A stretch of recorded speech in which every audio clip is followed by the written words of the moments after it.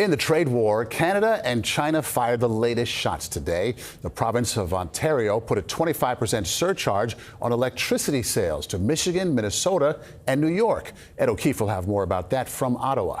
But first, China slapped an additional 15% import tax on American farm products, including pork, poultry, beef, and soybeans. And Lana Zach is in the heart of farm country, Mount Vernon, Iowa. These are all beef cows. Tim Keegan calls himself a pretty basic Iowa farmer. His family's been working the land in Mount Vernon, a few hours east of Des Moines, for generations. Their livelihood comes from corn, soybeans, and a small herd of 150 cows. How high are the stakes for you? It's tough because within agriculture, I mean, we essentially get one chance a year to raise a crop and market that crop and sell that crop. You don't have like 5 different harvests. No, it's not like we're a factory where we're constantly putting out widgets every day and we can make a change and the widget's going to come out cheaper or different the next day. So we're forced to be a lot more forward thinking, just the nature of our business. China is the largest overseas market for many U.S. farm products. Last year, the U.S. exported nearly $13 billion worth of soybeans from farmers like Keegan to China alone, and another $1.5 billion in beef. Now, import tariffs up to 15% from China are hitting cash crops. I think people within agriculture are hoping that some of this is these tariffs and stuff will be short term from a negotiation standpoint. And if they are long term, they will have some pretty big impacts within the industry. 41 years later, we're still here. But Mount Vernon's mayor, Thomas Weasler, says even short term tariffs on the town's farmers could send shockwaves through the economy. We need them to be successful. And on every level, we need a thriving agricultural community. Otherwise, there's a gap in what we provide to our citizens here.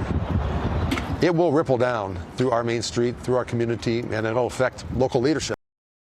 American brides are caught in the crossfire of the trade war. Tariffs on imports from China will raise the cost of gowns. So Janet Shamlian in Indiana reports there's a rush to the bridal store. Finding the perfect wedding gown is something Jessica Stone told us she's dreamed of since childhood. Right here. The big day isn't until September, but after she heard tariffs were coming, she's anxious to say yes to the dress. More than 80% of dresses are made in China. When you heard about tariffs coming, how did that impact your thoughts about buying a dress? I definitely wanted to make sure that I bought a dress immediately. Try to avoid the tariffs. Yes. We met the 28-year-old as she was shopping with family and friends at Stevenson's, a small Elkhart, Indiana specialty store doing a big business in bridal. What did you think when you heard the word tariff this time around? Oh no, here we go again, I guess. Owner Danny Reynolds told us he had to raise prices in 2019 during the first Trump administration, when 25% tariffs were enacted on textiles and apparel. I'm seeing more in the 1,800. This time, he doesn't know what will happen. The difficult original decision is going to be in the hands of the manufacturer. They're going to have to decide how much price increase they can absorb and what they need to pass on to us, which ultimately would get passed on to the bride. These dresses are manufactured and imported by companies like Justin Alexander, which sells to 700 bridal stores nationwide. We have around 10,000 dresses at a given time. We met owner Justin Warshaw at his New Jersey warehouse. You can't just shift wedding dress production to the United States. No, it's impossible. The labor force does not exist to make dresses here in America. Once they arrive from overseas, workers inspect them before they go to the store. The company did move some manufacturing to Vietnam and Myanmar during the last round of tariffs. It wasn't enough to blunt their impact. But a dress like this takes hundreds of hours to hand bead this. The average dress, Warshaw told us, has increased in price from $1,300 to $1,800 over the last 5 years. I love the stretch lace. That could trickle down to retailers such as Danny Reynolds. I love it. And for better or worse, to the nation's brides. An extra 10, 12%, what would that do to your budget? It would definitely change the dress that I would pick. In the bridal boutique, love, lace, and potentially levies. Are you saying yes to the dress? Yeah, this is it. The dressmaker told us his flip-flopping on tariff policies is making it very difficult for him to run his business. And that clothing store owner in Elkhart, Indiana, says concerns over the economy has many brides running right to the sales rack. The global trade war continues, but the real main action now is between the United States and China. In particular, the balance of trade here. Last year, the United States exported $140 billion worth of goods to the Chinese. The Chinese, however, this is what President Trump's been talking about. They export 3 times as many goods to us. He's obsessed with that imbalance. What are the goods that come from the United States to China? Soybeans, oil, and gas. And then China sends to the United States products from little cheap toys that are made out of plastic to big things like electronics and computers. And for American companies, this isn't just the big ones. I talked to a candle maker in Minnesota, very small business. Some of her product comes from China, so it's going to hit her bottom line, which she can't afford. Like a real live arms race right before our eyes here. So the president says he believes China will eventually call to talk about the tariffs. But that call didn't come today. Anna Coren is in Hong Kong. The sound you hear from China today is defiance. I don't feel it at the moment. China's current attitude reflects that our country is strong, this woman says. I have confidence in China because it's not the same China as it was before. China is acting with a sense of defiance that it seems to be confident that it can weather this storm. Now that this challenge is coming, the Chinese government is saying, well, we are prepared, and therefore they're not going to necessarily give in. The Chinese Communist Party has spent decades building a superpower, both economically and as part of its national identity.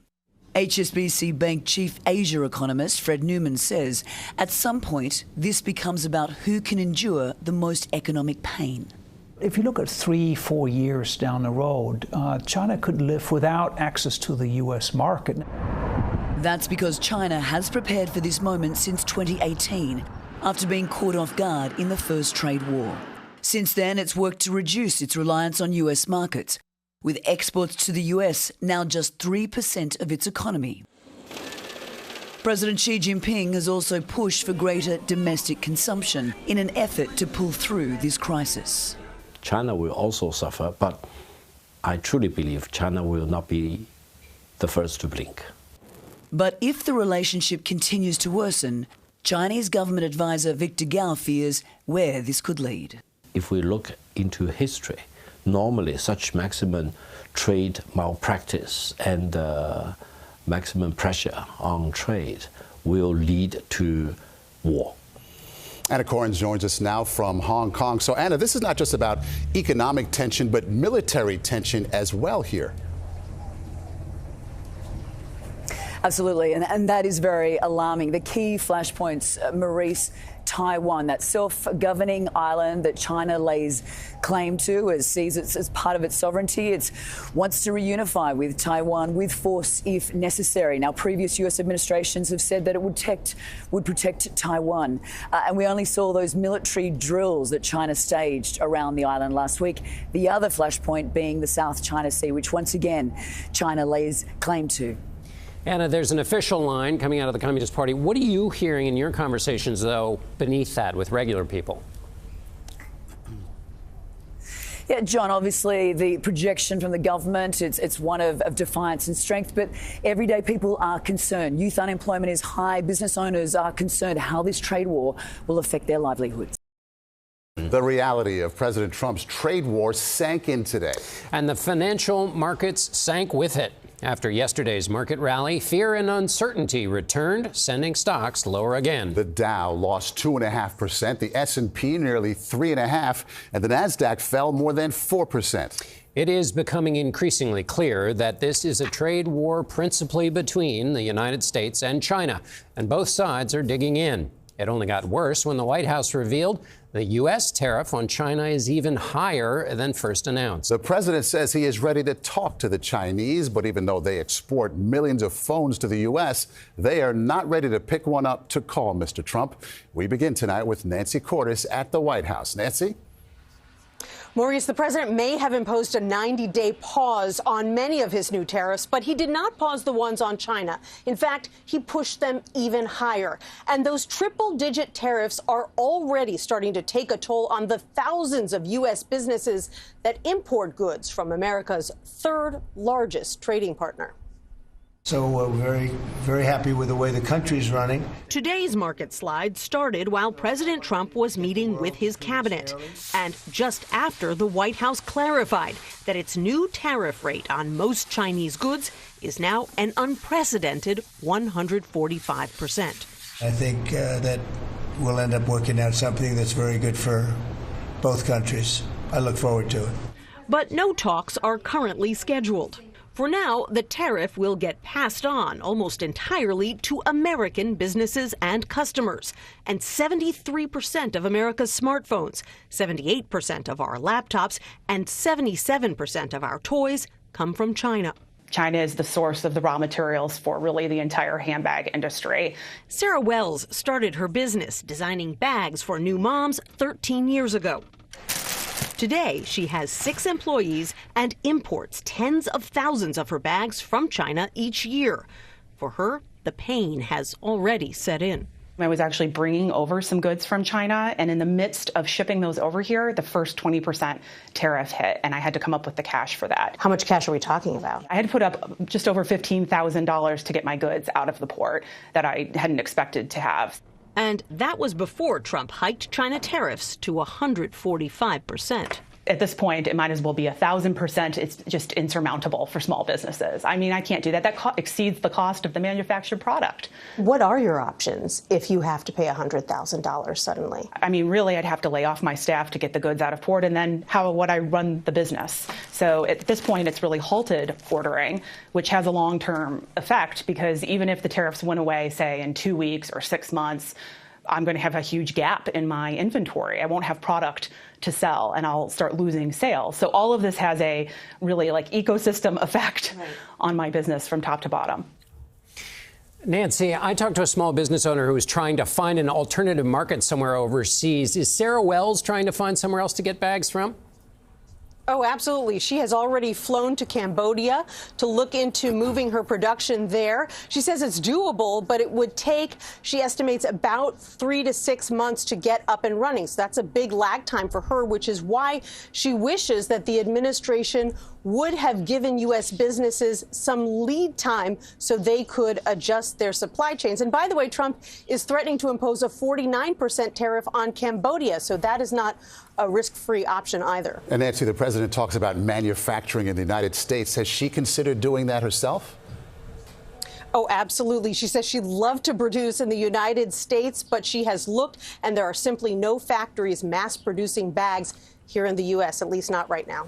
Nancy Cordes at the White House for us. Thank you, Nancy. As we mentioned, the uncertainty of the trade war is rattling the financial markets. I talked about that today with Austin Goolsbee, president of the Federal Reserve Bank of Chicago and a former top economic advisor to President Obama. Tell me about the uncertainties of the current moment. There's no way around viewing big tariffs as big as they've had in the U.S. in 100 years. They raise prices. And I'm out in the 7th District in the Midwest talking to business leaders. And what I've heard is a lot of anxiety. As one business executive in the auto industry told us, you'd be crazy to do anything right now and not wait for a few months at least to figure out where things are going to settle. Help me understand the situation with China right now in what appears to be a trade war. Help people understand what that means for the economy. China is our 3rd biggest trading partner. There are so many things are getting shipped. A transistor shipped from Asia to Mexico, where they put it into a capacitor that's going to go into a seat assembly, but it's not. That's the seat's going to get made in outside of Detroit. If every single time something in the supply chain is going to get 125% tariff applied to it, there are going to be problems